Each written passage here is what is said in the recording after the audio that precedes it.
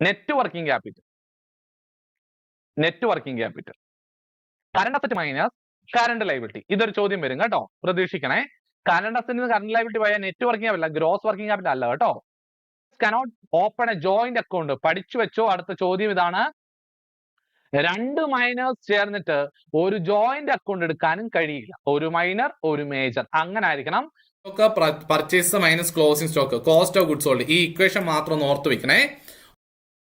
Minor എന്ന് പറഞ്ഞാൽ Indian majority act 1875 പ്രകാരം വെൻ ലീഗൽ ഗാർഡിയൻ ഒരു അപ്പോയിന്റ് ചെയ്യും, കോർട്ട് അപ്പോയിന്റ് ചെയ്യുക, എന്നിരുന്നാലും അദ്ദേഹം 18 വയസ്സാകുന്നവരെ മൈനർ ആയിരിക്കും. ഒരു വ്യക്തി 18 വയസ്സാകുന്നത് വരെ മൈനർ ആയിരിക്കും. അതിനെ മാറ്റും, ജേണൽ എഴുതിയിട്ട് ലെഡ്ജറിലേക്ക് മാറ്റും. അതിനെ നമ്മൾ പോസ്റ്റിംഗ് എന്നാണ് പറയുന്നത് അല്ലെ. ലെഡ്ജറിലേക്ക് മാറ്റുന്നതിന് നമ്മൾ പോസ്റ്റിംഗ് എന്ന് പറയും. പിന്നെ വളരെ ഇമ്പോർട്ടന്റ് ആണ്, ചോദ്യം വരാം, എക്സ്പെക്ടഡ് ക്വസ്റ്റ്യൻ തന്നെയാണ് കേട്ടോ.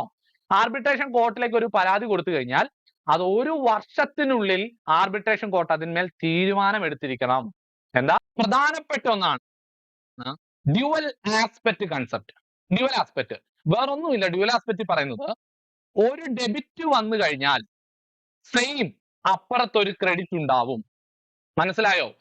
ഞാനത് പറഞ്ഞത് ഇത് അൺസ്റ്റാമ്പ്ഡ് ആണ്. സ്റ്റാമ്പ്ഡ് ഒന്നും ചെയ്തിട്ടുണ്ടാവില്ല. ക്ലിയർ ആണല്ലേ?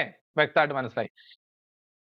10 വയസ്സിന് മുകളിലുള്ള മൈനർ ആരാണെങ്കിലും അവർക്ക് ഇൻഡിപെൻഡന്റ് ആയിട്ട് അക്കൗണ്ട് ഓപ്പൺ ചെയ്യാം.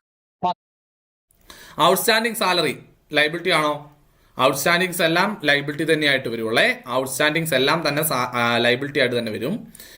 എഡ്യൂക്കേഷൻ ഫണ്ട് എന്ന് പറഞ്ഞാൽ 5% ആയിരിക്കണം. MRF 10%. മാക്സിമം ഉണ്ടല്ലോ, മാക്സിമം അറിയാലോ. എഡ്യൂക്കേഷൻ ഫണ്ടിന്റെ മാക്സിമം എത്ര? Minimum education fund 2000, maximum education fund 1,00,000. ഓർത്ത് വെക്കാം. ഓക്കെ, ഇനി എന്ത് ചെയ്യണം? 23 പാറം കിട്ടിയ 23 പാറം 7 3 21 3 21 2 ശിഷ്ടം വന്നത് 2, ശിഷ്ടം 2, ഞായർ പ്ലസ് 2 കേട്ടോ. ഞായർ പ്ലസ് 2 എന്ന് പറഞ്ഞു കഴിഞ്ഞാൽ തിങ്കൾ 1 ചൊവ്വ 2. നമ്മുടെ ഉത്തരം ചൊവ്വ. കമ്പനീസ് ആക്ട് പ്രകാരം, Indian companies act 1956 or any foreign law, ഏതെങ്കിലും ഫോറിൻ ലോ പ്രകാരമോ രജിസ്റ്റർ ചെയ്തിട്ടുള്ള ഒരു കമ്പനി ആണെങ്കിലും അവരെ ഷെഡ്യൂൾഡ് ബാങ്ക് ആയിട്ട് ഉൾപ്പെടുത്താൻ സാധിക്കും. പക്ഷേ ഈ ക്രൈറ്റീരിയസ് എല്ലാം പാലിക്കണം. ക്രോണോളജിക്കൽ ഓർഡറിലാണെന്ന് ഓർത്താൽ മതി. ഓക്കെ, അതായത് ഇൻ ഓർഡർ ഫസ്റ്റ് വിച്ച് ഡെപ്റ്റ് ഇൻക്വേർഡ്, അതായത് ഫസ്റ്റ് ടൈം ദ ഡെപ്റ്റ് വേർ ഇൻക്വേർഡ്. ആദ്യം വന്ന ഡെപ്റ്റിനെ ആദ്യം വന്ന വരവ് കൊണ്ട് നികത്തുന്നു.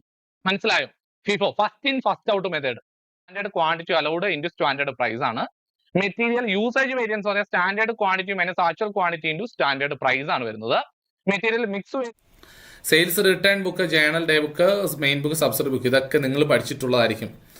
സെയിൽസ് ഡേ ബുക്കിൽ കണ്ടെത്തിയതിന് ശേഷം മാത്രമേ, കിട്ടിയ ലാഭത്തിൽ നിന്ന് മാത്രമേ നമുക്ക് ഷെയർ ഹോൾഡേഴ്സിന് ഡിവിഡൻഡ് കൊടുക്കാൻ സാധിക്കുള്ളൂ. ശരിയല്ലേ ഞാൻ പറഞ്ഞത്? അപ്പൊ ലാഭം കിട്ടിയതിന് ശേഷമാണ് കണ്ടെത്തുന്നത്. That means it is an appropriation. കണ്ടോ, നെറ്റ് പ്രോഫിറ്റ് കണ്ടുപിടിച്ചതിന് ശേഷമായതുകൊണ്ട് അത് അപ്രോപ്രിയേഷൻ ഓഫ് പ്രോഫിറ്റ്. പിടികിട്ടിയല്ലോ, അപ്രോപ്രിയേഷൻ ഓഫ് പ്രോഫിറ്റ്. എന്നാൽ അതിന് മുൻപുള്ള എന്തെങ്കിലും ആണെങ്കിൽ, എക്സാമ്പിൾ ഞാൻ പറയട്ടെ, പ്രൊവിഷൻ മാറ്റി വെക്കുക എന്ന് പറഞ്ഞാൽ, പ്രൊവിഷൻ എന്തായിരിക്കും? പ്രൊവിഷൻ ചാർജ് ആണോ അപ്രോപ്രിയേഷൻ അഗൻസ്റ്റ് ആണോ? ഒരു പ്രൊവിഷൻ നിങ്ങൾ മനസ്സിലാക്കണം. നെറ്റ് പ്രോഫിറ്റിന് മുൻപ് തന്നെ പ്രൊവിഷൻ എഴുതി വെക്കാറുണ്ട് നമ്മൾ, ശരിയല്ലേ?